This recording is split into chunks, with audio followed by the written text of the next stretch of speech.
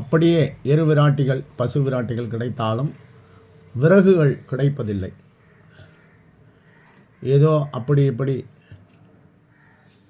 காட்டு மரங்களை எடுத்துன்னு வந்து விறகுகளாக அடுக்கி பசு விராட்டி எரு விராட்டிகளை மிகவும் எவ்வளவு குறைவாக வைக்க முடியுமோ அவ்வளோ குறைவாக வைக்கிறார்கள்.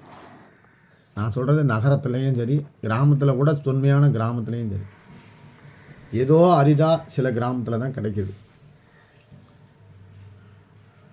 அதையும் விட்டுட்டு என்ன பண்ணுறாங்க, அதையும் சேர்த்துட்டு டயர், சைக்கிள் டயரோ இல்லை லாரி டயரோ ஏதோ சின்ன சின்ன வண்டி, குட்டியான வண்டி டயரோ கீழே வச்சிடுறாங்க.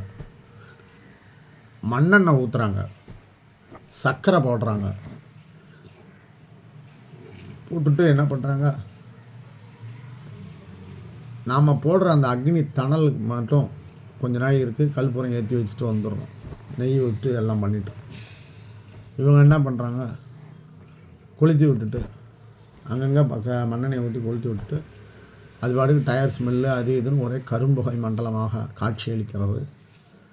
அந்த பசு விராட்டி எரு விராட்டிகள் மிகவும் குறைவாக இருப்பதால் வெகு சீக்கிரமே எரிந்து விடுகிறது. அப்புறம் அந்த விறகு வந்து முழுமையாக எரிந்து அந்த பூத உடலாகப்பட்டது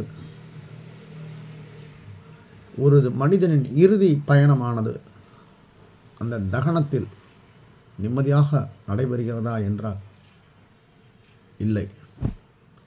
இது மனதிற்கு மிகவும் வருத்தமாக இருக்கிறது. இந்த வருத்தத்தை போக்குவதற்காகவே அரசாங்கங்கள் நவீன எரிவாயு மேடை என்று ஒன்று கொண்டு வந்தார்கள். ஓகே, அந்த நவீன எரிவாயு தகன மேடையில் நாம் திட்டமிட்டபடி நமது உறவினரோ நண்பரோ அந்த பூத உடலை செலுத்திவிட்டு நாம் ஒரு 20 நிமிடம் அரை மணி நேரம் காத்திருந்தால் அதற்குண்டான அந்த அஸ்தி என்ற முக்கியமான விஷயத்தை நம்மிடம் தருகிறார்கள். ஆனால் இது கூட்டுக்கலவையாகத்தான் இருக்கிறது.